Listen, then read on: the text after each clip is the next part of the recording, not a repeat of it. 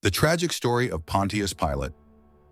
After the crucifixion of Jesus, the story of Pontius Pilate, the Roman governor of Judea, is marked by an event that not only shook his own life, but also changed the course of history for the entire world. As a man of power tasked with maintaining order and stability in a troubled province, Pilate found himself facing a monumental moral and political dilemma: to judge Jesus of Nazareth. The Gospels of the New Testament provide us with a unique window into this critical moment, where Pilate finds himself torn between two worlds: that of the Romans, who impose their dominance by force, and that of the Jews, whose leaders demand the crucifixion of a man they see as a threat to their authority. But this was not just a matter of politics. It was a matter of faith, morality, and destiny. In the Gospel of John, 18:38, Pilate asks a question that still resonates through the ages. What is truth? This question echoes an inner struggle between what he knew to be right and what he thought was necessary to ease the situation. Though he found no fault in Jesus, Pilate was in a position where his actions would be interpreted far beyond the simple execution of an order. He had to make a decision that would mark history forever.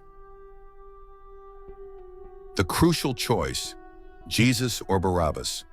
To calm the crowd and avoid a riot, Pilate turns to a Roman tradition: the release of a prisoner during the Passover festival. He offers the people of Jerusalem the choice between Jesus and Barabbas, a notorious criminal. But this decision, far from providing an easy way out, only deepens his dilemma. The crowd, manipulated by their religious leaders, demands the release of Barabbas and the crucifixion of Jesus. The pressure builds. Pilate, torn between his instinct for justice and the need to maintain public order, washes his hands in protest. But this attempt to disassociate himself from the decision does nothing to relieve him. How could a man who had the power of life and death now live with the burden of this fateful choice? Pilate's wife, an ignored spiritual message. An unexpected element further troubles Pilate: a dream. His wife, Claudia Procula, sends him a message, pleading with him not to harm Jesus, whom she describes as a righteous man. This dream, which she interprets as a divine warning, adds a supernatural dimension to the story. It is often overlooked in traditional narratives, but it may have been a pivotal turning point in Pilate's decision. Perhaps he should have listened to the message. Perhaps it could have changed the course of events. But in the turmoil of the moment, he chooses to ignore it. The crucifixion, an act of conformity.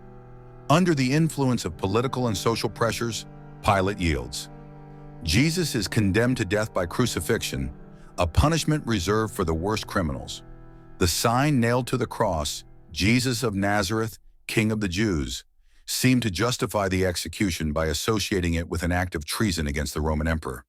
But for Jesus' disciples, this same act would become confirmation that he was indeed the Messiah, the one destined to rule an eternal kingdom. The strange phenomena that occur after the crucifixion, such as the darkening of the sky and the tearing of the temple veil, are mysterious signs that suggest the entire universe trembles at what has just occurred.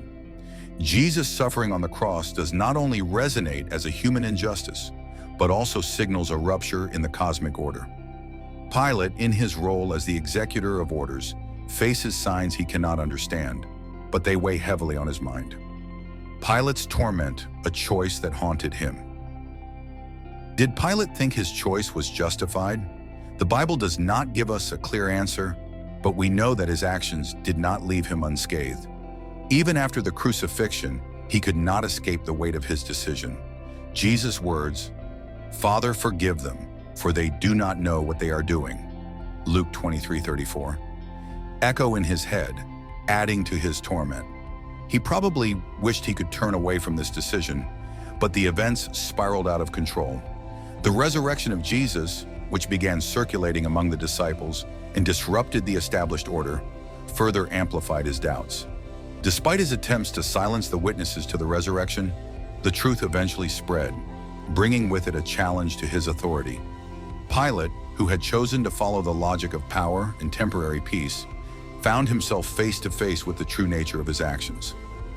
Pilate's fall, from power to exile. Back in Rome, Pilate is summoned by his superiors, and his administration of Judea is scrutinized. His actions have created a climate of unrest, and his political enemies seize the opportunity to discredit him. Emperor Tiberius, already dissatisfied with the unstable situation in Judea, reacts harshly.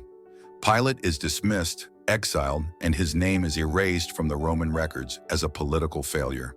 But Pilate's greatest burden was not his failure as a governor. It was the weight of his conscience.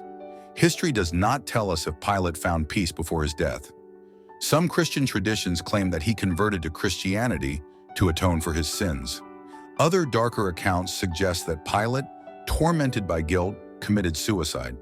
But whatever the truth, Pilate remains a tragic figure. A man who, by his decision, not only shaped the political history of his time, but also the spiritual history of humanity.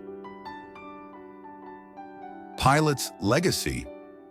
The fate of Pilate reminds us that the decisions we make, even under pressure, can have profound and irreversible consequences. Had Pilate acted differently, perhaps history would have taken a different turn. But it is precisely in failure and doubt that the greatest lesson is often hidden.